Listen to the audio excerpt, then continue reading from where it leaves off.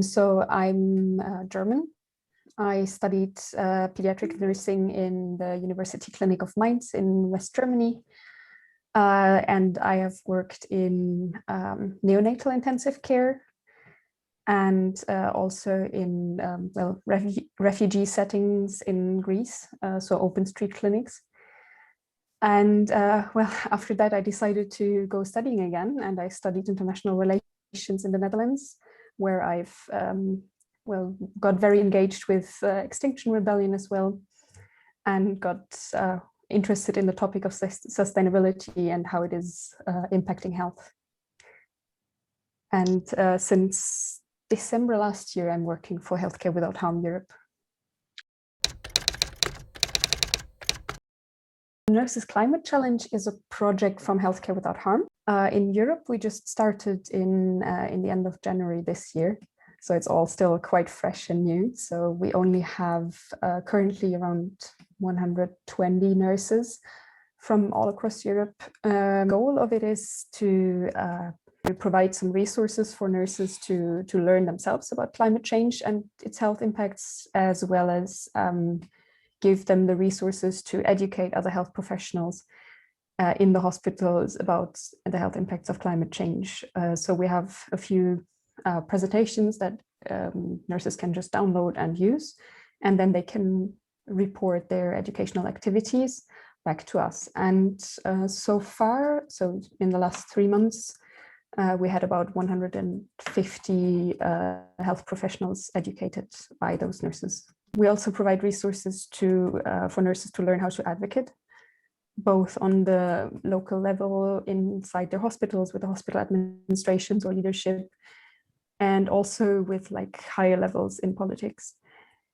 And last but not least, also to act and start actively prepare the healthcare sector for mitigation and resilience against climate change.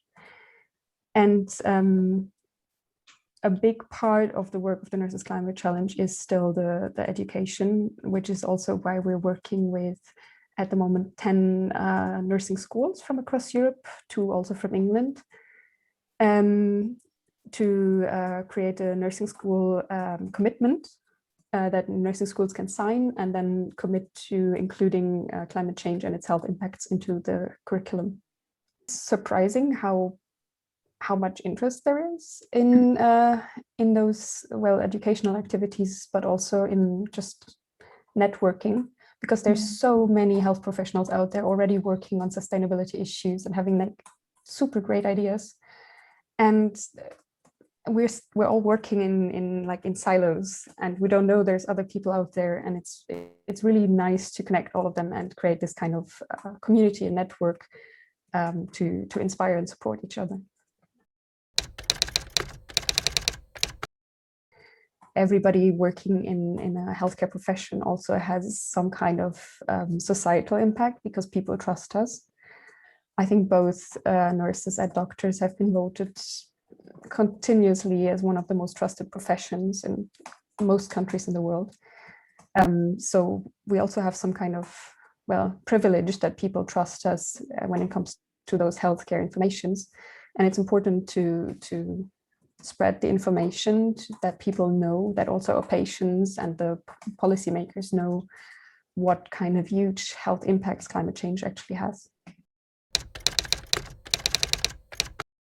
There's a lot of challenges, I guess. It also depends on where you are. I guess we acknowledge that there is a problem. Many of the hospitals, especially in the UK, have done that already. The NHS has already pledged to net zero. And I guess depending on in which country in Europe, that is still a step to take, that the hospital leaderships especially has to recognize that it is a problem and that it will be an even bigger problem in the future. When it comes to sustainability, there are just a few big issues. There is the emissions from the hospital or from the care we do itself, so what we emit on the hospital grounds. But there's also all the secondary emissions or the third scope emissions, which are from the procurement, so what the hospital buys, and all of the transport, for example, staff commuting, or patients coming to a hospital.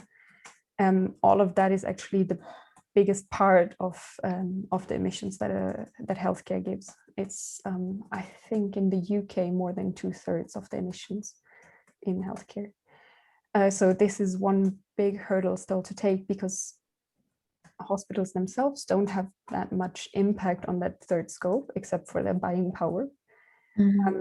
So also the suppliers need to get into it. Yeah. And yeah, in the future, I think for us as healthcare professionals, the biggest hurdle will be that there's going to be more and more health impacts. So, for example, heat waves, floods, just storms, strong precipitation. Climate change also has a huge impact on the nutritional value of crops. So malnutrition, different types of malnutrition will be an even stronger problem. And also the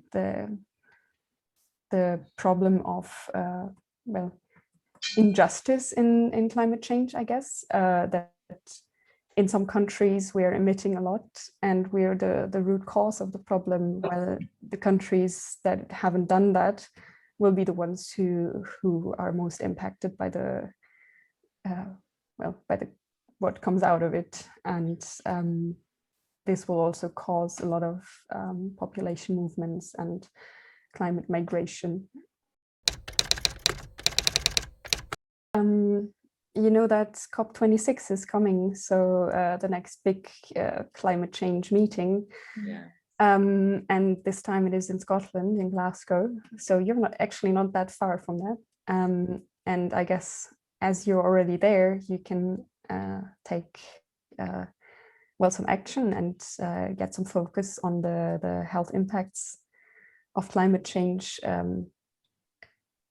As students, maybe as medical students, you can get engaged and create some noise around that. Everybody from the nursing profession can sign up. And you also have the Doctors for Greener Healthcare. So physicians or medical students can also sign up for that.